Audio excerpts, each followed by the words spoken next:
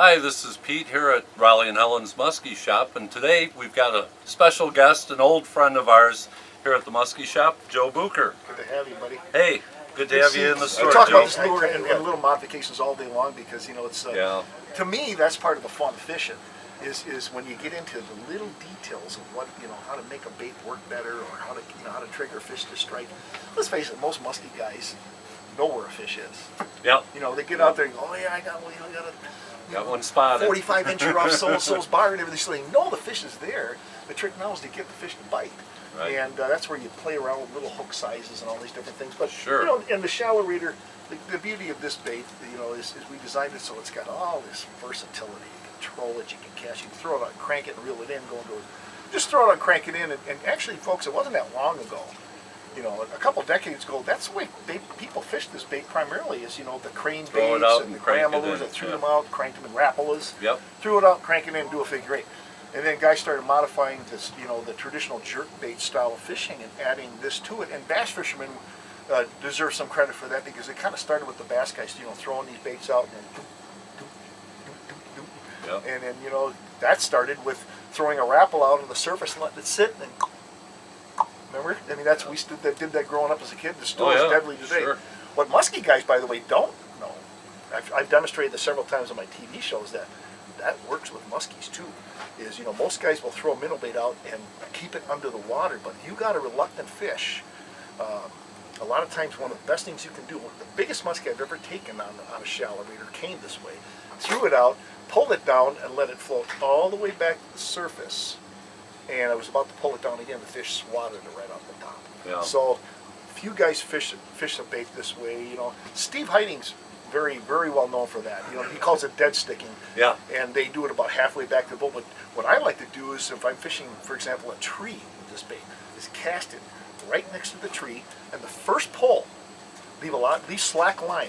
And then when you leave slack line, by the way, after your pull, the bait will go down and then start to walk laterally. If you keep your rod tip real tight when you jerk these baits, you will keep the bait like this, coming like this. But as soon as you create slack in the line, see, because the bait wobbles, as soon as you create slack in the line, whatever way it was wobbling, it'll walk that way more. And if you leave it float to the surface, it'll float to the surface laterally, sideways. And a lot of times when a muskie's in a tree, for example, or a weed clump, if you boom with slack line, you'll get that doop, doop, doop. And now it's going to start floating up like this. You let it come all the way to the surface. Sometimes a muskie will come up. And they won't smash a lot of times. They just come up and go. You know, it's a weird strike. And you're like, hey, there's a fish on there. But some people call that dead sticking. But that really really was a bass technique that some musky guys kind of figured out. And my gosh, it works. One of the things I do like to do with this, I like to modify pretty much all my retrieves with this, is I'll throw it out and do this. Jerk and stop, you know, jerk, and once doing the retrieve, I like to let it float to the surface. But about 50% of the way through the retrieve, I turn it into a crankbait. And then I will just reel it in, do a nice figure eight, and then get to my next cast. Now, the reason I do that is that if you jerk the bait all the way to the boat, if you don't get the fish to strike and the fish is coming in close to the boat, now you're going to have to rely on that dead sticking technique, and your figure eight is not going to be very effective. Right. What I have learned with all of these style of minnow bait style of baits is that if you turn it into a crankbait about 50% of the way back, and start just cranking it in and then doing a figure eight, you know, you're going to trigger a far larger percentage of those fish to strike it in the figure eight. So a typical retrieve for me with this bait would be throw it out, jerk, jerk, jerk, jerk, you know, jerk, jerk, jerk.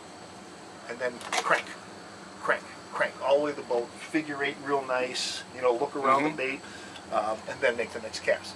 And you're going to get twice as many fish on the figure eight fishing it that way as you would by jerking it all the way to the boat.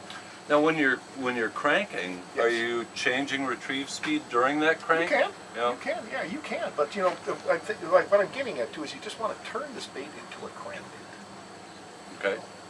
Great. Well, hey, this has been a great chat here, Joe, and really appreciate you stopping by.